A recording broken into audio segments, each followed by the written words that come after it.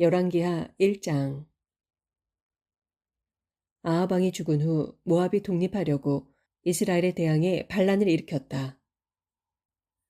그 무렵 북왕국의 이스라엘 왕 아하시아는 사마리아에 있는 자기 왕궁 다락방 난간에서 떨어져 크게 다쳤다. 그래서 아하시아는 신하들을 보내면서 말했다. 가서 에그론의 신 바알세부백에 내 병이 낫겠는지 물어보아라. 그때 주의 천사가 디셉 사람 엘리야에게 나타나서 말했다. 너는 지금 사마리아 왕의 신하들을 만나서 이렇게 전하여라. 이스라엘에는 신이 없어서 에그론의 신 바알세부백에까지 가서 물어야겠느냐. 이제 너희는 돌아가 너희 왕에게 주의 말씀을 전하라. 내가 결코 병상에서 일어나지 못할 것이다. 너는 반드시 죽고 말 것이다. 엘리야는 길을 떠나서 주의 말씀을 왕의 신하들에게 그대로 전했다. 신하들이 중도에서 돌아오자 아하시아 왕이 물었다. 왜 벌써 돌아왔느냐? 신하들이 대답했다. 어떤 사람이 우리를 만나러 와서 우리를 보낸 왕에게 돌아가서 이렇게 전하라고 했습니다. 이스라엘에는 신이 없어서 에그론의 신 바알세부백에까지 가서 물어야겠느냐. 그러므로 내가 결코 병상에서 일어나지 못할 것이고 반드시 죽고 말 것이다. 왕이 물었다. 너희를 만나서 그렇게 말한 사람의 차림새가 어떠했느냐? 신하들이 대답했다. 그 사람은 염소털로 만든 옷을 입고 허리에는 가죽띠를 두르고 있었습니다. 왕이 말했다. 그렇다면 그는 디셉 사람 엘리야가 틀림없구나. 아하시아 왕은 즉각 50부장과 그의 부하 50명을 엘리야에게 보냈다. 50부장이 엘리야가 앉아있는 산 꼭대기로 올라가서 그에게 말했다.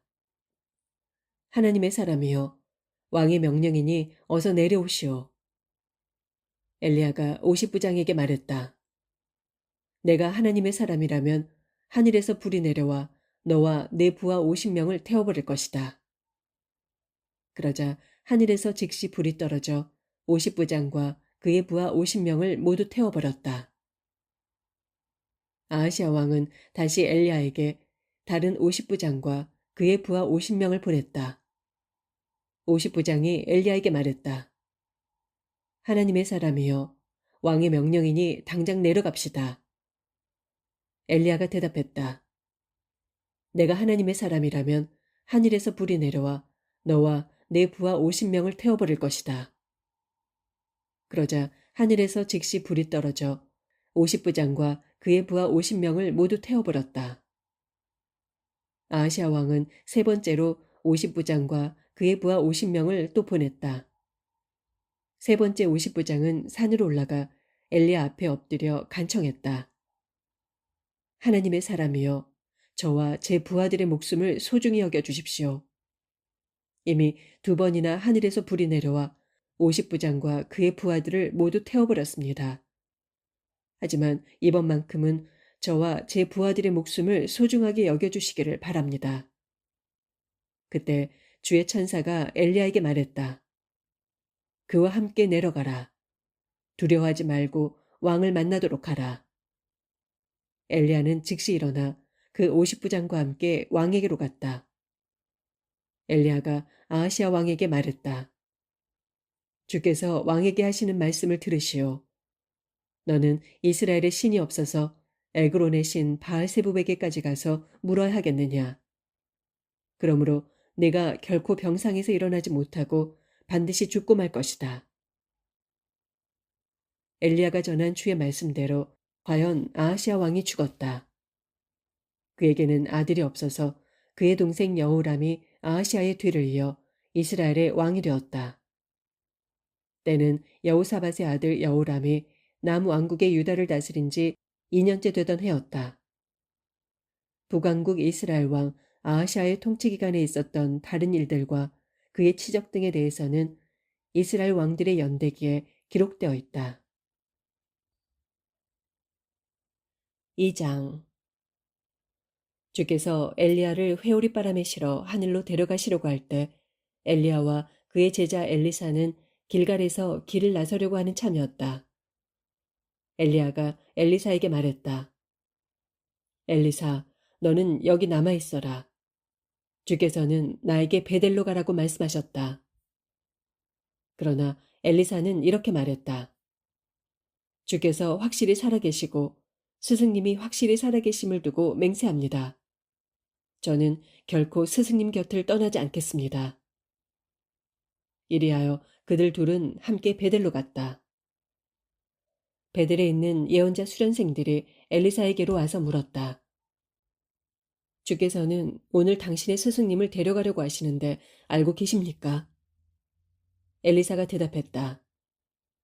그렇소. 나도 잘 알고 있으니 조용히들 하시오. 엘리야가 엘리사에게 말했다. 엘리사, 너는 여기 남아 있어라. 주께서는 나에게 여리고로 가라고 말씀하셨다. 그러나 엘리사는 엘리야에게 말했다. 주께서 확실히 살아계시고 스승님이 확실히 살아계심을 두고 맹세합니다. 저는 결코 스승님 곁을 떠나지 않겠습니다. 그래서 그들 둘은 함께 여리고로 갔다.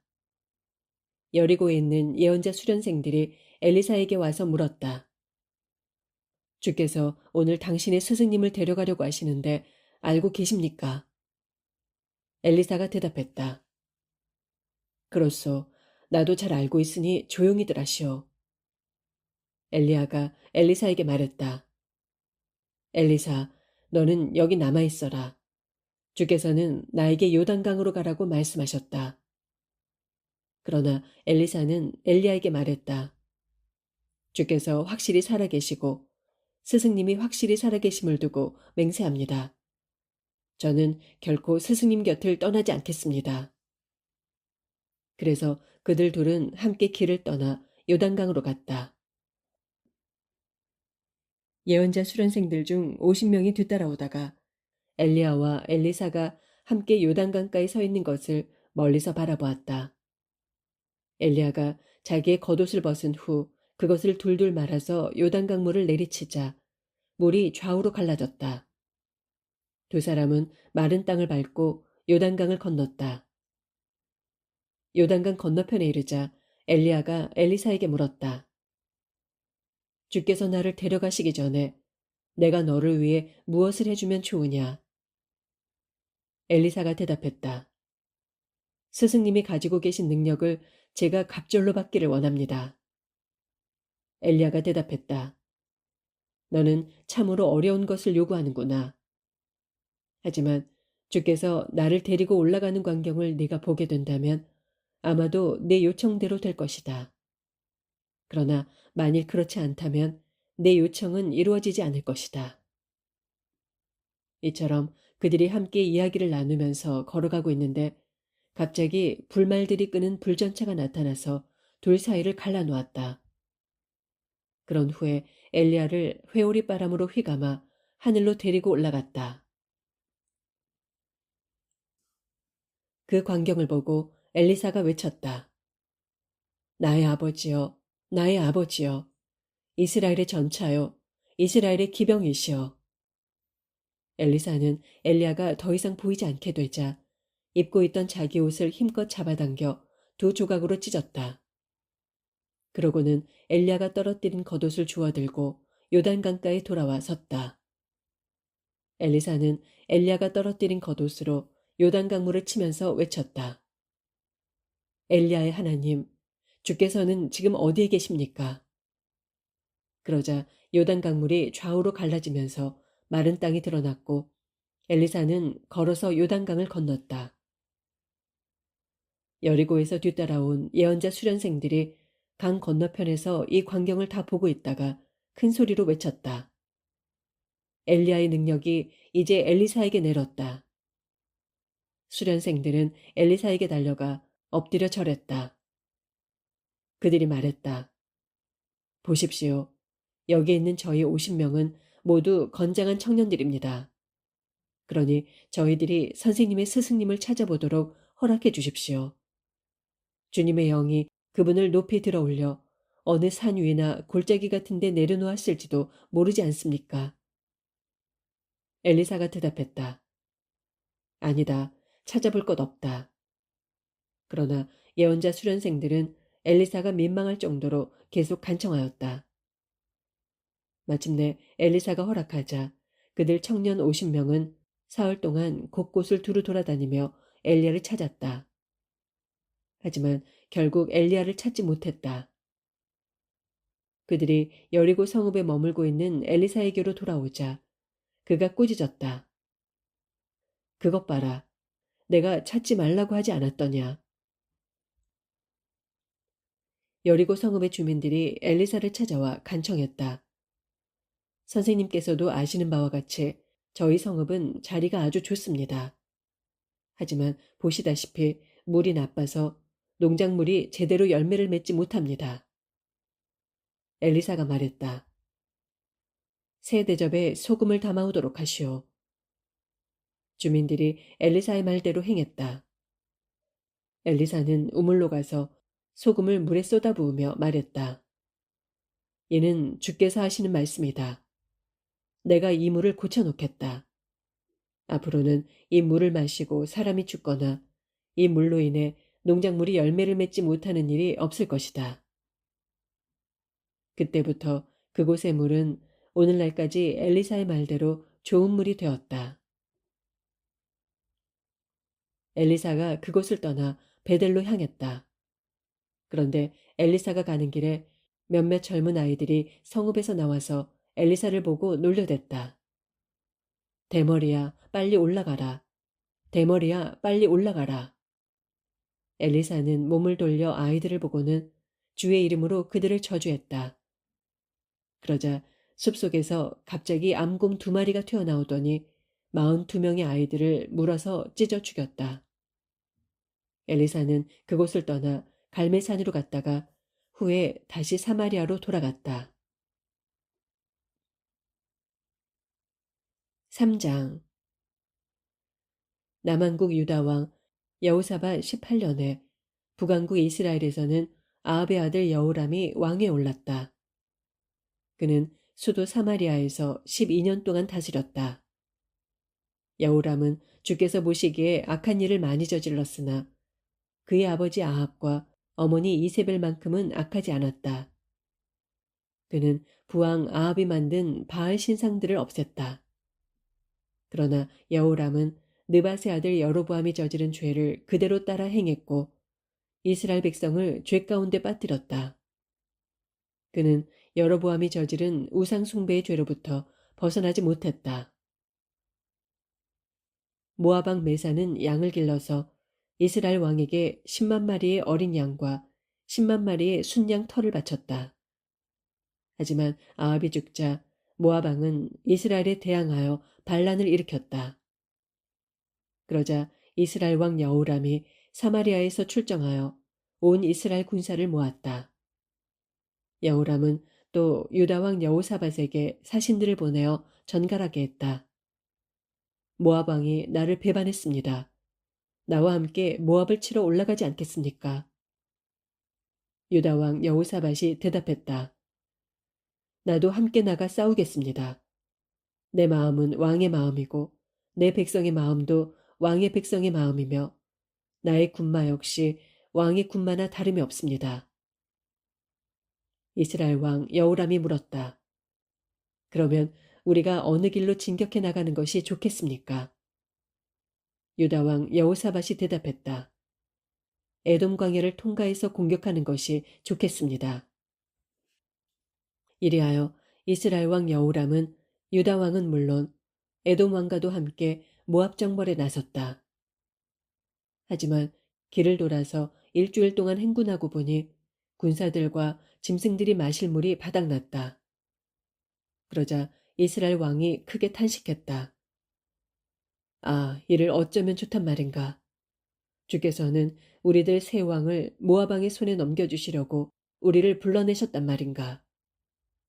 이때 유다 왕 여호사밧이 물었다. 여기에 혹시 주의 예언자가 있습니까? 그에게 주의 뜻을 알아보도록 합시다.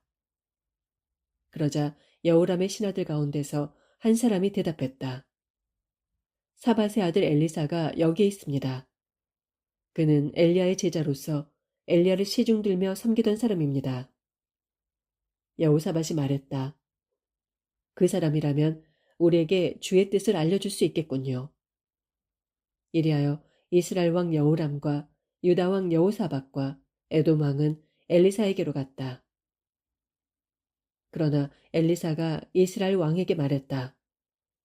제게 무슨 볼 일이 있다고 찾아오셨습니까? 왕의 아버지와 어머니가 항상 찾아다니던 바알의 예언자들에게나 가서 물어보십시오. 이스라엘 왕이 겸손하게 간청했다. 그런 말씀 마시고 우리를 좀 도와주시구려. 주께서는 우리들 세 왕을 불러내어 모압 왕의 손에 넘겨주려고 작정하신 모양이라오. 그제야 엘리사가 말했다. 내가 섬기는 만유의 주께서 확실히 살아계심을 두고 맹세합니다. 유다 왕 여호사밧의 체면을 생각하지 않는다면 내가 그대에게 대꾸는커녕 쳐다보지도 않았을 것입니다. 어쨌든 검은 고 타는 사람을 이리로 불러오십시오. 검은 고 타는 사람이 엘리사에게 나와서 연주를 하기 시작하자 주의 영이 엘리사에게 내렸다. 그리고 엘리사가 예언을 하기 시작했다. 주께서 말씀하십니다. 계곡 여기저기에 도랑을 많이 파라. 너희에게는 바람 부는 소리도 들리지 않고 빗소리도 들리지 않겠지만 이 골짜기는 물로 가득 차게 될 것이며 너희와 너희 가축들도 충분히 물을 마시게 될 것이다. 사실 주께서 보시기에 이런 일은 너무나 손쉬운 일입니다. 주께서는 모압을 여러분의 손에 넘겨주실 것입니다. 여러분은 모압 땅의 요새화된 성읍들과 주요 성읍들을 모두 정복할 것입니다.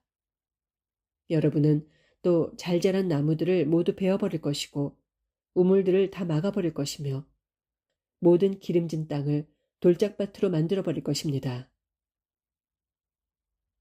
다음 날 아침 오전 제사를 드릴 시각이 되자 에돔 쪽에서부터 물이 흘러오기 시작하더니 골짜기를 물로 가득 채웠다. 한편 모압 사람들은 새 왕이 자신들을 치러 왔다는 소식을 들었다. 그래서 젊은이든 늙은이든 무기를 들 수 있는 남자들은 모두 동원되어 국경에 배치되었다. 모압 군사들이 아침에 일어나 보니 해가 무리를 비추고 있었다. 그런데 골짜기 건너편에 있는 모압 사람들에게는 그 물이 온통 피로 물든 것처럼 보였다. 그래서 그들은 외쳤다. 저것은 피가 틀림없다. 새 왕들이 자기들끼리 서로 싸워서 죽인 것이 분명하다. 모압 군사들이여, 이제 모두 나가서 전리품이나 챙겨오자.